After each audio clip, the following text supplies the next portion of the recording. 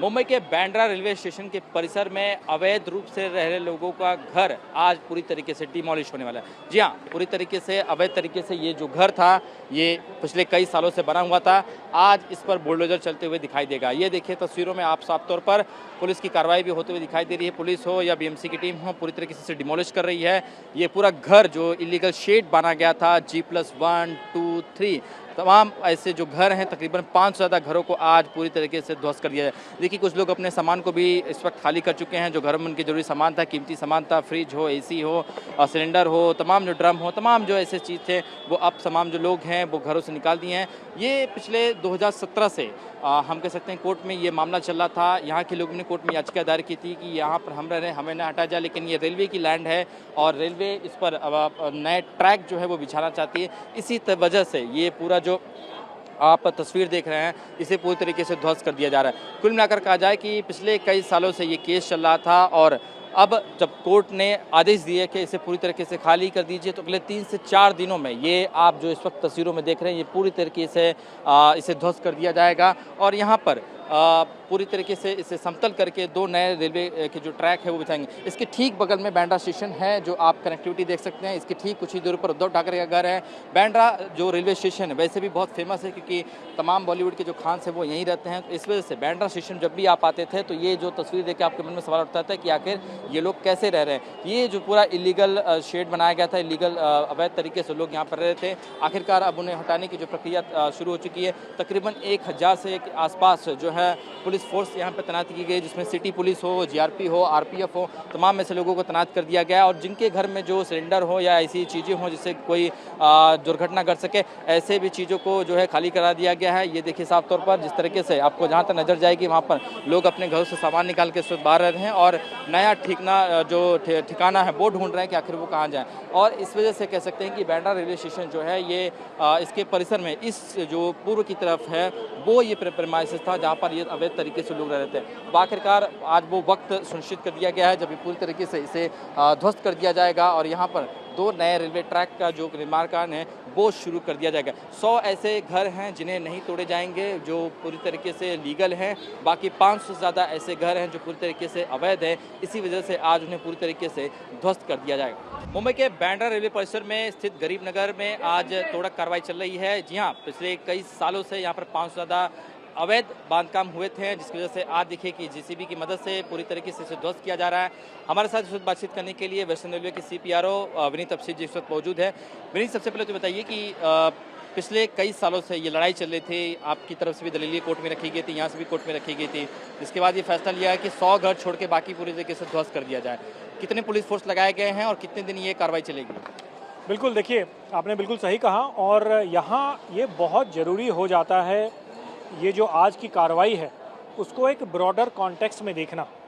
आज की जो ये कार्रवाई है इसको हम डायरेक्टली लिंक कर सकते हैं रेलवे सेफ्टी से, इसको डायरेक्टली हम लिंक कर सकते हैं रेलवे के क्रिटिकल इंफ्रास्ट्रक्चर अपग्रेडेशन से और इसको हम डायरेक्टली लिंक कर सकते हैं देश की उन्नति से, जो एक विकसित भारत का माननीय प्रधानमंत्री जी का सपना है जिसमें रेलवे का एक बहुत इम्पॉर्टेंट, बहुत अहम स्थान है, उससे डायरेक्टली हम लिंक कर सकते हैं। देखिए ये जो पूरी कार्रवाई है, एक्टिविटी आज ज़रूर फील्ड पे चल रही है पर आज की इस लोकेशन की कार्रवाई जो है 9 साल से ज़्यादा पहले से हम कोशिश कर रहे थे करने की। PPA एक्ट के तहत हमने कई जो है एविक्शन के नोटिस इशू किए थे 2017 में, उसके पहले से भी हम कोशिश कर रहे थे। 2017 के एंड में ये बात जो है माननीय हाईकोर्ट तक गई और फाइनली बहुत हियरिंग के बाद, डिटेल्ड लीगल स्क्रूटनी के बाद 29 अप्रैल 2026 यानी पिछले महीने के एंड पे माननीय हाईकोर्ट ने हमारे फेवर में ये जजमेंट दिया और माननीय हाईकोर्ट का ये क्लियर और बड़ा स्ट्रिक्ट इंस्ट्रक्शन है कि हमें इमीडिएटली इस पूरे एरिया को खाली कराना है। इसमें 100 लोकेशन, 100 हटमेंट को छोड़कर, जो चिन्हित 100 हटमेंट्स हैं उनको छोड़कर बाकी जितने भी स्ट्रक्चर्स हैं यहाँ उन सब को हमें हटाना है। हमने इसके लिए पूरी प्लानिंग कर रखी है। जहाँ तक मैन पावर की बात है, अप्रॉक्सीमेटली 1000 के करीब लोग यहाँ आज हैं, चाहे वो सिटी पुलिस के हों, ऑलमोस्ट 400 के करीब सिटी पुलिस के लोग हैं, यूनिफॉर्म स्टाफ। 400 के करीब जो है हमारे आरपीएफ जीआरपी के स्टाफ हैं, बाकी 200 जो है हमारे बाकी रेलवे के जो डिपार्टमेंट्स हैं यहाँ के लोग हैं। आप जैसा देख पा रहे हैं मशीन ऑपरेटर्स हैं, फील्ड पे लोग हैं, और हमने अलग अलग 9 से ज़्यादा दस्ते बना रखे हैं कि देखिए हर घर में हो सकता है कहीं कोई ज्वलनशील पदार्थ हो, कहीं कोई बिजली का कोई कनेक्शन हो, और उन सब चीज़ों को ध्यान में रख के कि किसी भी प्रकार की कोई अनहोनी ना हो, किसी को कोई दिक्कत ना हो, हम सारे जो प्रोटोकॉल हैं वो फॉलो करते हुए आज ये कार्रवाई कर रहे हैं। अच्छा विनीत जी बताइए कि ये पूरी तरह से जब ध्वस्त हो जाएगा तो रेलवे ये जगह किस लिए यूज़ करे, क्योंकि इसके पीछे हम ट्रैक दे रहे हैं, पहले वहाँ पर मालगाड़ी खड़ी होती थी, पैसेंजर ट्रेन भी आप पासिंग के लिए खड़ी करते थे, ये जो अब लैंड अब आपके पास हो जाएगा तो रेलवे इसका क्या करेगी?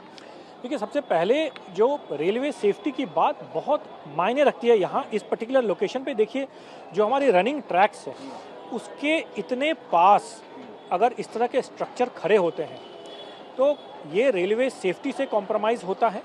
कहीं ना कहीं हमारे जो माननीय पैसेंजर्स हैं उनके लाइफ रिस्क में रहती है, जो रहवासी इस स्ट्रक्चर्स के अंदर रह रहे हैं उनके लिए भी रिस्क रहती है। इसी कारण से हम ये इंश्योर करना चाह रहे थे कि जल्द से जल्द ये पूरा स्ट्रक्चर यहाँ से हटे। जैसा मैंने बताया हमारे माननीय रेल मंत्री जी का ये एक मिशन मोड हमारा एक टारगेट है कि आने वाले कुछ सालों में मुंबई एरिया से 50 एक्स्ट्रा मेल एक्सप्रेस ट्रेन हम चलाएं। फिलहाल हम करीब 50 ट्रेन चलाते हैं और इसको डबल करना है ऑलमोस्ट। तो अगर डबल करना है तो बहुत ज़रूरी हो जाता है कि हम नए टर्मिनल्स विकसित करें। अभी आप जानते होंगे जोगेश्वरी टर्मिनल हमारा बहुत ही एडवांस स्टेज पे है, बन के ऑलमोस्ट रेडी है। वसई टर्मिनल बनने वाली है। सिमिलरली यहाँ जो बांद्रा टर्मिनस का जो ये स्टेशन है, यहाँ इस स्टेशन को भी कम्प्लीटली रीडेवलप किया जाएगा आरएलडीए के द्वारा। ये पूरा बांद्रा लोकल का एरिया, बांद्रा टर्मिनस का एरिया, यह एक इंटीग्रेटेड रेल इंफ्रास्ट्रक्चर के रूप में विकसित होगा। यहाँ एलिवेटेड रोड बनेंगे, मल्टी स्टोरीड बिल्डिंग्स बनेंगे रेलवे रिलेटेड, जहाँ की ये पूरा कैपेसिटी ऑगमेंट होगी यहाँ पे। इस 5200 से ज़्यादा स्क्वायर मीटर का जो ये पूरा एरिया है जिसको हम आज खाली करा रहे हैं, यहाँ भी इसी से रिलेटेड इंफ्रास्ट्रक्चर हमारी क्रिएट होगी और आने वाले समय में इसका डायरेक्ट इम्पैक्ट हमारे यहाँ के जो पैसेंजर्स हैं उनको तो पड़ेगा ही पड़ेगा। और जब एक एक ट्रेन यहाँ से भारत के कोने कोने में जाती है तो इसका डायरेक्ट प्रभाव जो है पूरे देश पे पड़ता है।